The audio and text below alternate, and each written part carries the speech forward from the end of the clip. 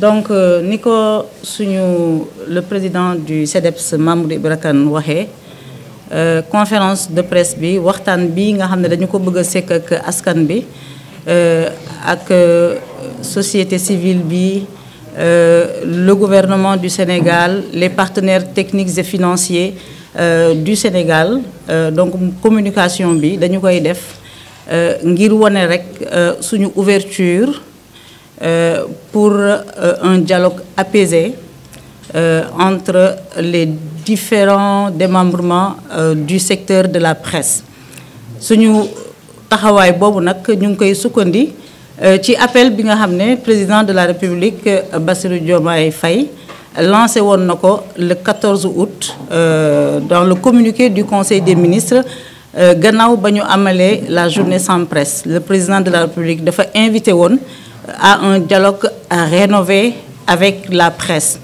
Et dans ce sens-là, le président de la République dafa instruire ñii di ministre de la communication et du numérique ak ministre des finances et du budget ñu xool ak ñi nga xam ne ñoom ñooy waa presse bi nan la ñuy trouver une solution définitive et structurelle ci problème yi nga xam ne moom la ñuy soulever te ñu koy jànkonteel boobu ba léegi.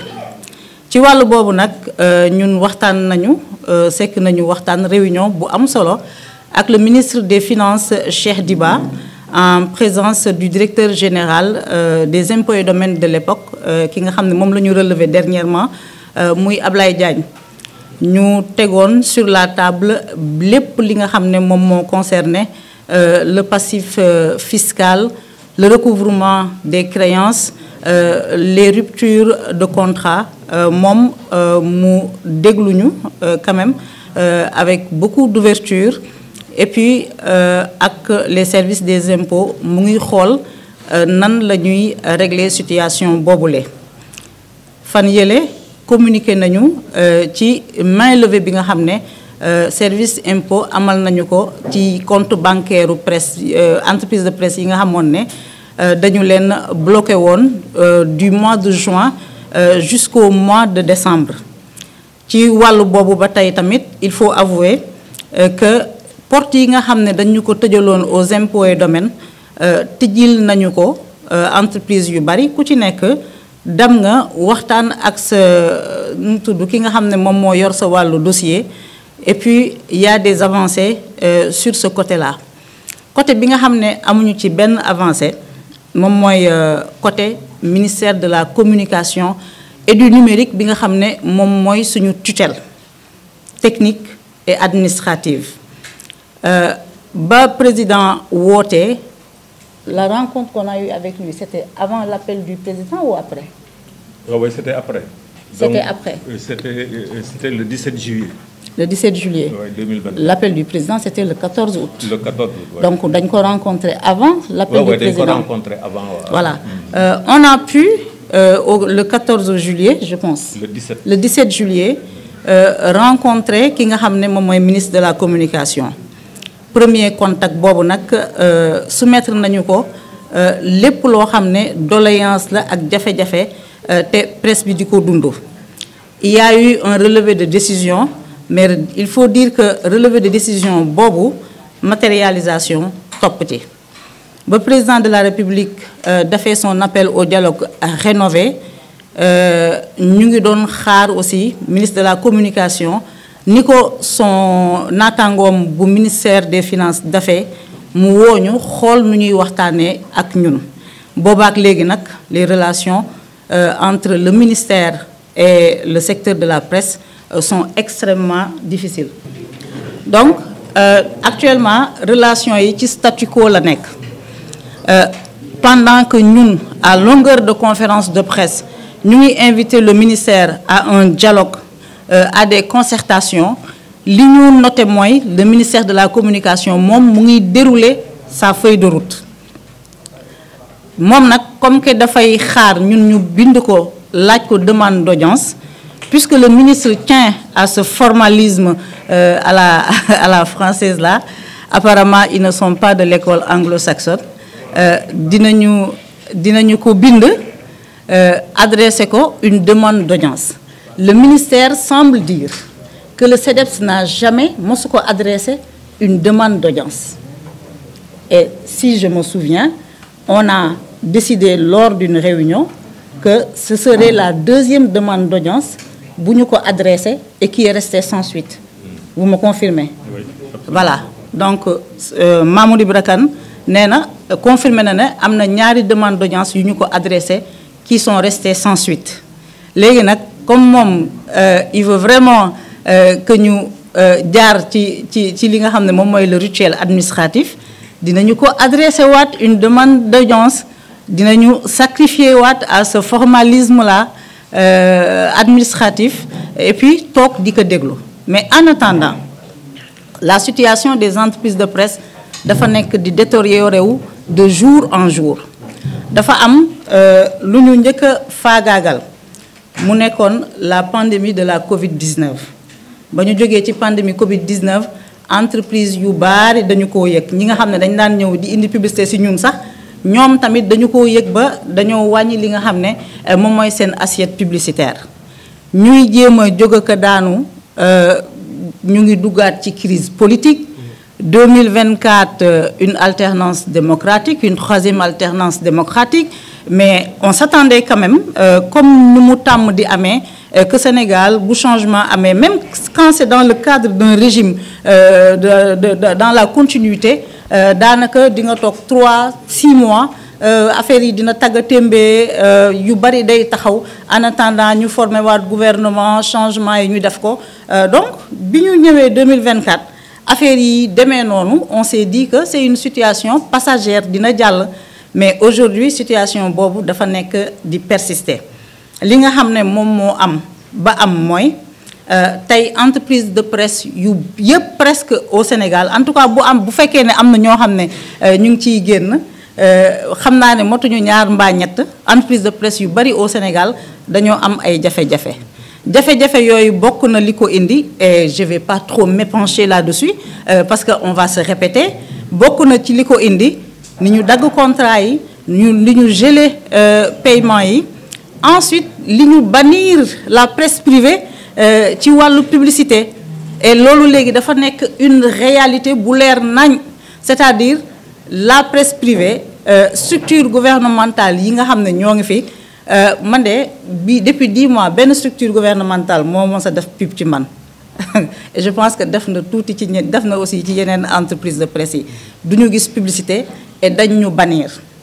Bannissement boobu dafa dem sax ba je donne un exemple nu mu tudd y a les partenaires financiers et techniques du Sénégal qui accompagnent la DER dans sa communication et la vulgarisation de ses actions.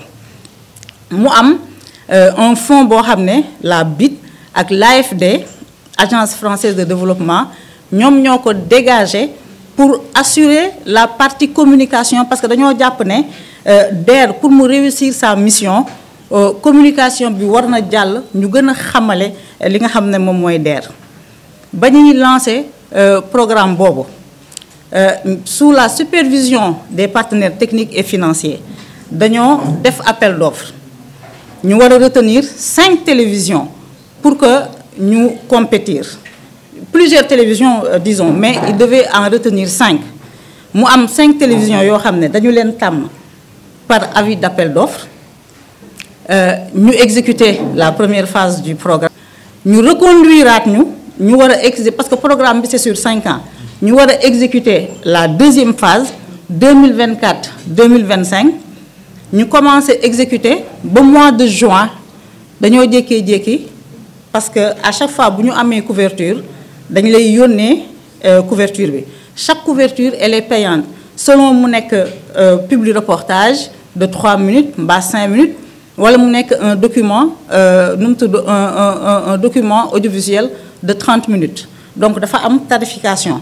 Donc couverture bu ñu def dans ce cadre là nga xam ne wàllu communication la dañuy fay.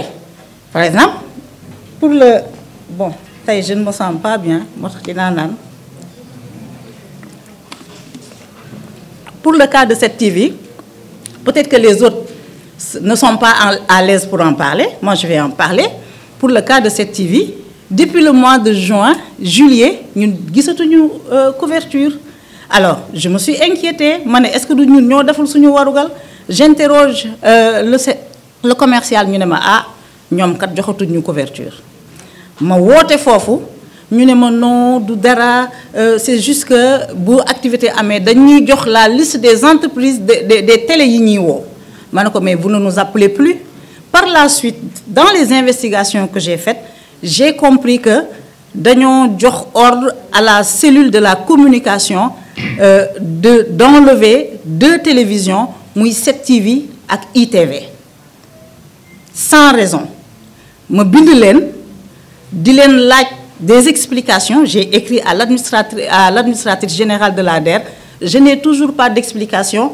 Et là, j'ai adressé une correspondance à la BIT et à l'AFD pour les informer que programme bi nga xam ne da ngeen ko teg pour accompagner la communication de la DER te ñu choisir des médias par appel d'offres pour des raisons politiciennes, on a décidé d'exclure certaines télévisions de ce programme-là. Parce que ce n'est pas l'argent de l'État du Sénégal, c'est l'argent des bailleurs.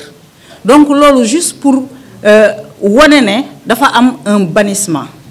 Maintenant, j'aurais pu comprendre. Les gens, ils viennent au pouvoir, c'est difficile. L'environnement économique est difficile.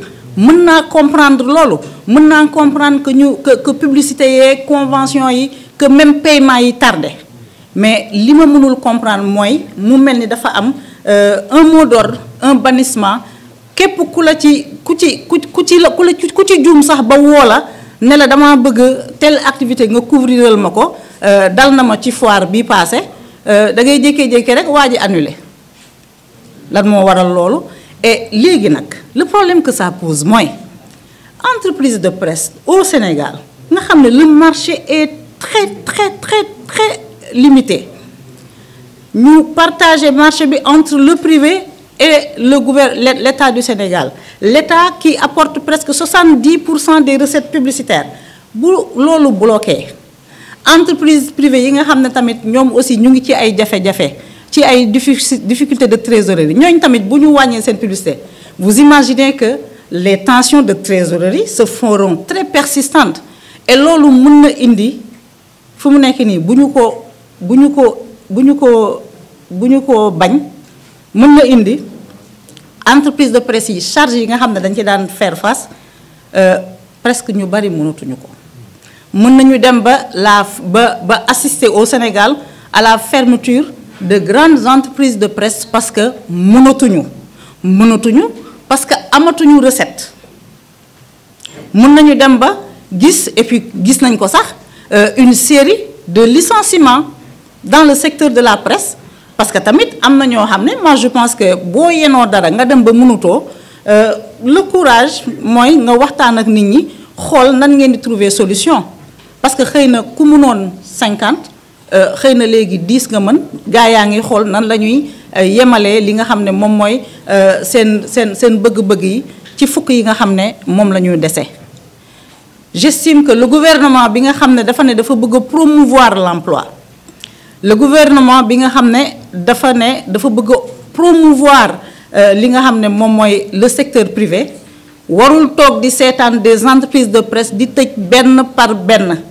te loolu kenn mënu ko justifier comme seen justification politicienne yooyu ñuy joxe dañoo entreprise de presse yi dañoo am problème parce que recette ya ñu daan am dañoo bloqué lépp fayuñu la dagg nañu contrat bi amatuloo publicité donc li nga xam ne da nga ko engagé comme dépense ci 2024 mënatuloo ko honorer ñenn ñi banque yaa ngi ci seen ginnaaw créancier yaa ngi ci seen ginnaaw loolu mooy dëgg bi donc man dama jàpp ne le président de la République c'est un homme de très bonne foi en tout cas loolu laa ko xamee woon moom mënul toog di cautionner ñuy tëj ay entreprise de presse di tëj ndax une situation économique précaire loolu moo tax ñu décider encore une fois wax ngir moom mu dégguñu ndaxte moom mooy kilifa ñépp mooy kilifa ministère de la communication moom mooy suñu kilifa donc moom la ñuy waxal la situation est difficile boole ci FADP bii nga xam ne dañ ko daan joxe au mois de décembre gis ngeen dañu ko bloqué sans raison te amul dara lu war a justifier parce que c'est un fonds boo xam ne c'est voté c'est prévu c'est programmé dans le budget.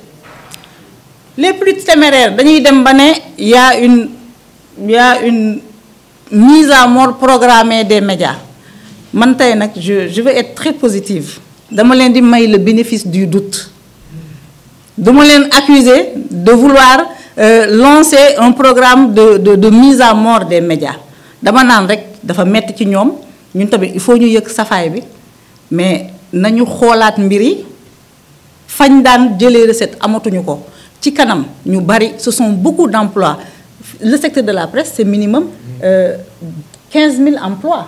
Ce sont 15 000 emplois directs bokkul ak emplois indirects yi ce sont des milliers d'emplois qui vont être perdus.